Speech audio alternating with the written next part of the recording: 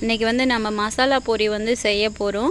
எப்படி செய்யுதுன்னு பார்க்கலாம் வாங்க. அதுக்கு வந்து தேவையான பொருட்கள் என்னென்னு பார்க்கலாம். கொஞ்சமாக கொத்தமல்லி, காரத்துக்கு ஏற்ற அப்படி வந்து மிளகாய்த்தூள், ஒரு பெரிய வெங்காயத்தை வந்து பொடியாக வந்து கட் பண்ணிக்கலாம், உப்பு, கரம் மசாலா, தக்காளி, மிச்சர், காராசேவ், வேர்க்கடலை, பொரி. வாங்க எப்படி செய்கிறதுன்னு பார்க்கலாம். இப்போ வந்து மசாலா ரெடி பண்ணிக்கலாம். காரத்துக்கு ஏற்ற அப்படி வந்து மிளகாய் தூள் போட்டுக்கலாம்.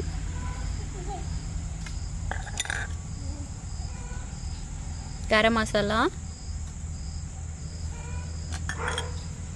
தேவையான அளவு வந்து உப்பு சேர்த்துக்கலாம்.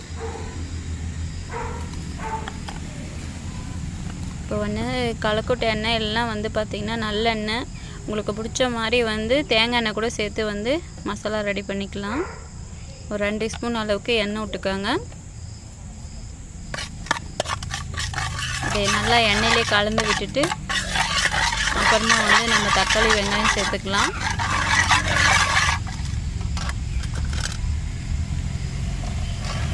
பெரிய வெங்காயம்,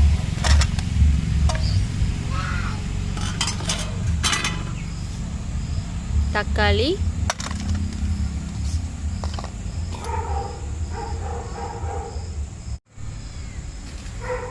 காராசேவ், மிச்சர்.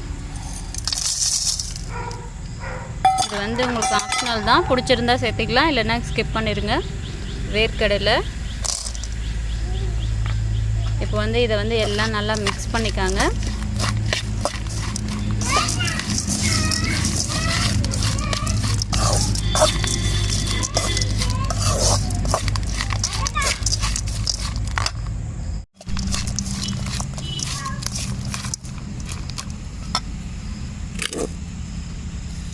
இந்த மசாலா ரெடி ஆயிடுச்சு. அதிலே வந்து பொரி சேர்த்து வந்து நல்லா வந்து கிண்டி விட்டுக்கலாம்.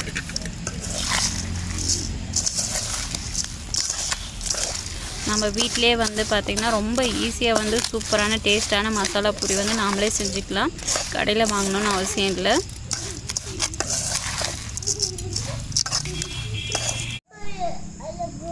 இப்போ வந்து பார்த்திங்கன்னா கடைசியாக வந்து கொத்தமல்லி சேர்த்து கிளறுனா ரொம்ப டேஸ்ட்டாக வந்து வாசனையாக இருக்கும்.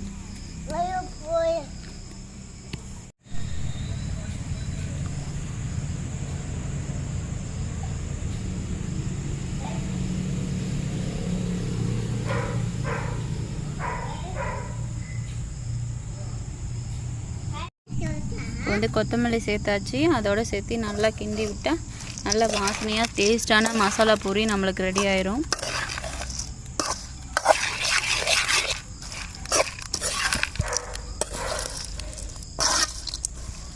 நீங்களும் வந்து இதே மாதிரி செஞ்சு பாருங்கள், கண்டிப்பாக சூப்பராக இருக்கும். எப்படி இருந்துச்சுன்னு கமெண்ட் பண்ணுங்கள். தேங்க்யூ.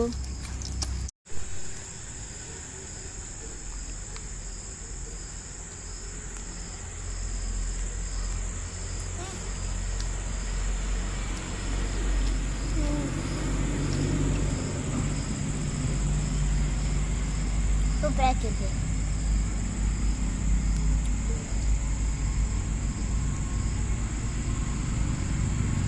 அது கொடுத்தா இந்தா சாப்பிடு.